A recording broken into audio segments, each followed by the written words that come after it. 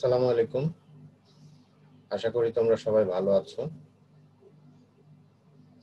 আমি আজকের ক্লাসটা শুরু করছি।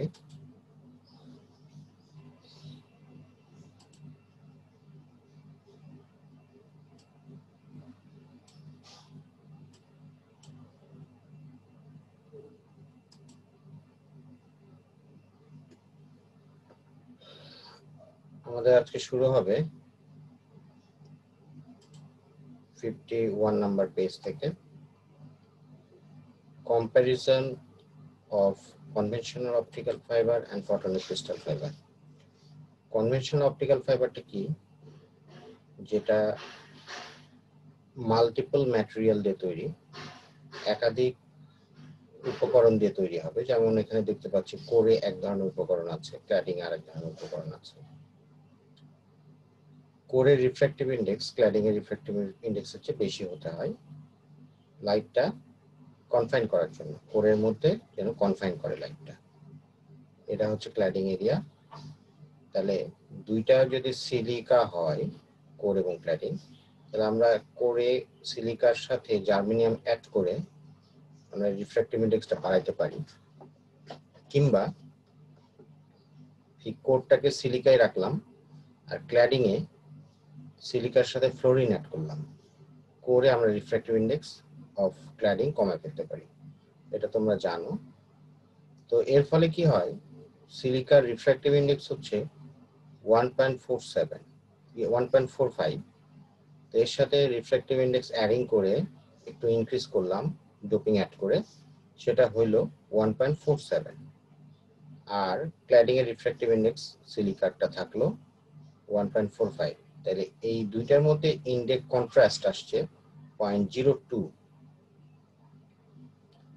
যেটা খুব কম, এই জন্য বলছে লো ইন্ডেক্স কন্ট্রাস্ট। আর এই ডিজাইনটাতে বেশি কাজ করার সুযোগ নাই, এই জন্য এটাকে বলা হচ্ছে ন্যারো ডিজাইন স্পেস। মানে এখানে কাজ করার সুযোগ খুব কম। যেমন শুধু এই শেপটাকে একটু ছোট বড় করা যায়, ডায়ামিটার, কিংবা এই সার্কুলারটাকে একটু ইলিপ্টিক্যাল করা যায়, কিন্তু এছাড়া এখানে হাতে মানে রিসার্চারদের কাজ করার সুযোগ কম। এই কারণে বলা হচ্ছে ন্যারো ডিজাইন স্পেস। কিন্তু সেই জায়গায় যদি আমরা একটা ফটোনিক ক্রিস্টাল ফাইবার কনসিডার করি, ফটোনিক এটা হচ্ছে মাল্টিপল ম্যাটেরিয়ালের তৈরি, আর এটা হচ্ছে সিঙ্গেল ম্যাটেরিয়াল তৈরি।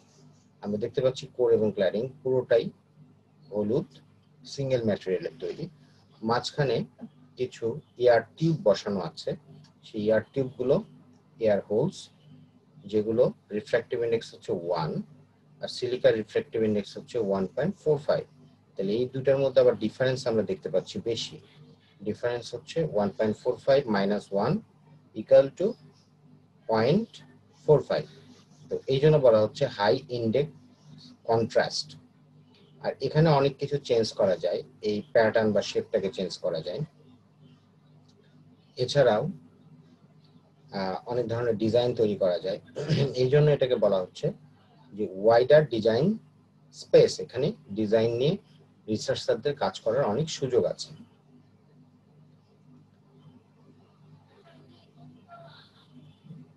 এই ধরনের পিসিএফ গুলো হচ্ছে সিলিন্ড্রিক্যাল এয়ার হোল ক্ল্যাডিং এ বসানো থাকে। এখানে দেখতে পাচ্ছ লাইটটা পিসিএফ এর কোরের মধ্যে পড়ে এবং এই পাশ দিয়ে কোর দিয়ে বেরিয়ে যাচ্ছে। এখানেও আমরা ওই টিআইআর অ্যাপ্লাই করি, কোরের রিফ্র্যাক্টিভ ইন্ডেক্স ক্ল্যাডিং এর রিফ্র্যাক্টিভ ইন্ডেক্স হচ্ছে বেশি হবে। যে কথাগুলো বললাম এগুলো এখানে লেখা আছে। এই ফটোনিক ক্রিস্টাল ফাইবারকে কখনো কখনো মাইক্রোস্ট্রাকচার অপটিক্যাল ফাইবার, কখনো কখনো হোলি অপটিক্যাল ফাইবারও বলা হয়ে থাকে। এখন আসো application of PCF for different characteristics and properties. এই ফটোনিক ক্রিস্টাল ফাইবারগুলোর ব্যবহার কি? অনেক ক্ষেত্রে ব্যবহার করা যায়। এগুলো প্যারামিটারের উপর ভিত্তি করে এদের অ্যাপ্লিকেশনটা ভ্যারি করে। যেমন dispersion flattened photonic crystal fibre, সেটা ব্যবহার করা হয় ডিসপারশন ম্যানেজ সিস্টেম, মানে যেখানে ডিসপারশনটা অনেক বেশি, সেই জায়গায় ডিসপারশনটাকে ম্যানেজ করার জন্য, কমানোর জন্য, বা ডিসপারশন নেগেটিভ থেকে বাড়ানোর জন্য এই পিসিএফটা ব্যবহার করা হয়ে থাকে। HNL পিসিএফ মানে highly non linear photonic crystal fibre. এই ধরনের ফাইবার ব্যবহার করা হয় parametric amplifier, wavelength converters, soliton pulse system, supercontinuum generation, এই সবগুলোর ক্ষেত্রেই অনেক বেশি নন লিনিয়ার ফাইবারের প্রয়োজন হয়। সেগুলো নর্মাল কনভেনশনাল অপটিক্যাল ফাইবারে কখনোই দিতে পারে না, সেই জন্য আমাদের ফটোনিক ক্রিস্টাল ফাইবার দিয়ে ডিজাইন করতে হয়। এখানেও ডিসপারশন ম্যানেজ সিস্টেমে নর্মাল অপটিক্যাল ফাইবার সবসময় প্লাস 20 থেকে 22 পিকোসেকেন্ড পার ন্যানোমিটার পার কিলোমিটার ডিসপারশন দিয়ে থাকে। এই কারণে এইটাকে বলা হয় যে ডিসপারশন কনভেনশনাল অপটিক্যাল ফাইবার যেহেতু পজিটিভ দেয়, যেটা লং রানে গিয়ে এখানে ডিসপারশনটাকে ম্যানেজ করতে হয়। এই জন্য ডিসপারশন ফ্ল্যাটেন্ড পিসিএফ করার জন্য আমাদের সবসময় ব্যবহার করতে হয় ফটোনিক ক্রিস্টাল ফাইবার। এবার আসো হাই নিউমেরিক্যাল অ্যাপারচার পিসিএফ। এই ধরনের পিসিএফ একমাত্র মেডিকেল সিস্টেমে ইউজ করা হয়, হাই নিউমেরিক্যাল অ্যাপারচার পিসিএফ। আরেকটা হচ্ছে ডিসপারশন কম্পেনসেশন বা রেসিডুয়াল ডিসপারশন কম্পেনসেশন পিসিএফ। এই পিসিএফটা ইউজ করা হয় ডিসপারশন কম্পেনসেশন কাজে বা রেসিডুয়াল ডিসপারশন কম্পেনসেশন কাজে।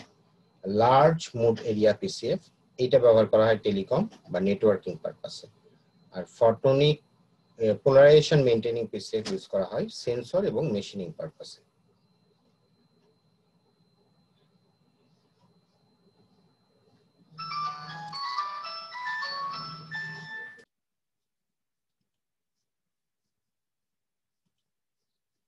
হ্যাঁ, যেটা বলছিলাম যে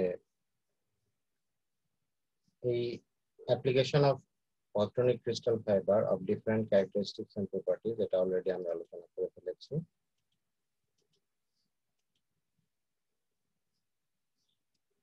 এবার আসুন প্রপার্টিজ অফ পিসিএফ। পিসিএফ এর কি কি প্রপার্টিজ আছে তার মধ্যে কিছু কিছু আমরা এখানে শিখবো। একটা হলো কনফাইনমেন্ট লস। কনফাইনমেন্ট লস থাকে যেটা কনভেনশনাল অপটিক্যাল ফাইবারে থাকে না। এই কনফাইনমেন্ট লসটা কেন হয়? কারণ হচ্ছে যে এই কোর এবং ক্ল্যাডিং সিঙ্গেল ম্যাটেরিয়ালের তৈরি, এবং কোরের মধ্যে যখন লাইটটা পেনিট্রেট করে এবং লাইটটা যখন রান থ্রু দা ইন্টায়ার কোরের মধ্যে দিয়ে যায়, তখন একই ম্যাটেরিয়াল হওয়ার কারণে দুইটা ইয়ার হলে মাঝখানে যে গ্যাপ, সেই গ্যাপ দিয়ে আলোটা বেরিয়ে যাওয়ার একটু চেষ্টা করে। এই কারণে এই লসটাকে বলা হয় কনফাইনমেন্ট লস। এটাকে লিকেজ লস বা লিকি লসও বলা হয়। আমরা যদি infinite number of air whole বসাই তাহলে এই কনফাইনমেন্ট লসটা অনেক কমায় ফেলে আনা যায়। এই কনফাইনমেন্ট লসটার কারণে সিগন্যাল ডিগ্রেডেশন ঘটে। কনফাইনমেন্ট লসটা বের করা যায় এই ইকুয়েশনের মাধ্যমে।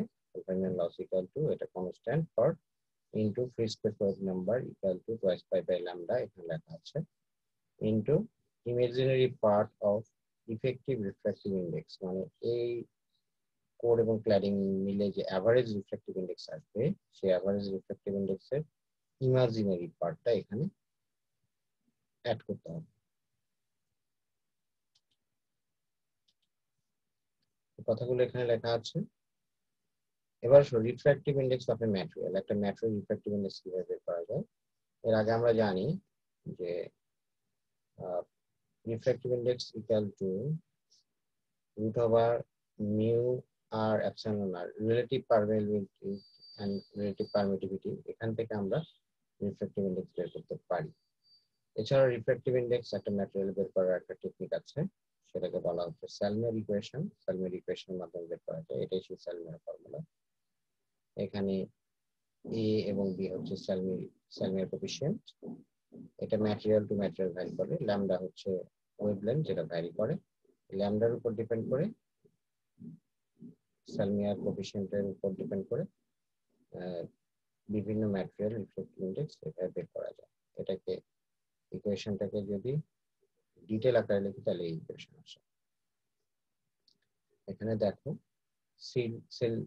সেলমিয়ার কোএফিসিয়েন্ট গুলো হচ্ছে সিলিকন ডাইঅক্সাইডের জন্য বিটা 1 এর মান, beta 2, beta 3, C1, C2, C3। কিন্তু এটা যদি অন্য ম্যাটেরিয়াল হয়, যেমন soft glass, lead SF57, lead silicate SF57 যদি হয়, তাহলে B1 এর মান B2, B3, C1, C2, C3 এরকম আসবে।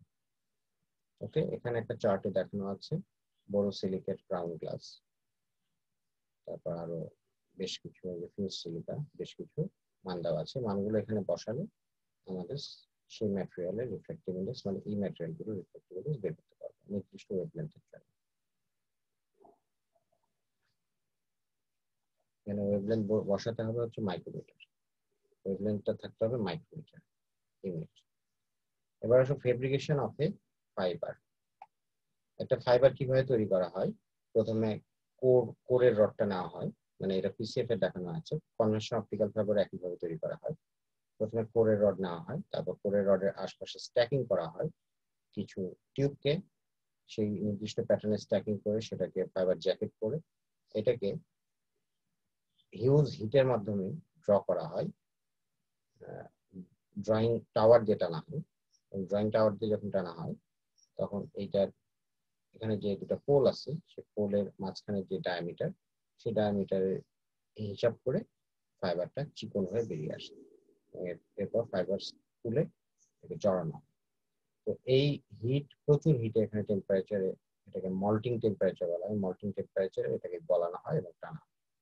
তো এই টেকনিকটাকে বলা হয় stack and draw fibre fabrication method. Stack and draw fabrication method of an optical fiber. ওকে, তাহলে এই পিসিএফ সম্পর্কে আজকের লেকচার এই পর্যন্ত। আমি হোপফুলি কাল আজকে রাতে আর একটা লেকচার রেকর্ড করে তোমাদেরকে আপলোড দিব, এবং এটা আমাদের রিভিউ ক্লাসটা শেষ হয়ে যাবে। এরপর আর কি আমরা শুরু করব, পরবর্তী কালকে থেকে আমরা শুরু করব আমাদের পরবর্তী ক্লাস। সো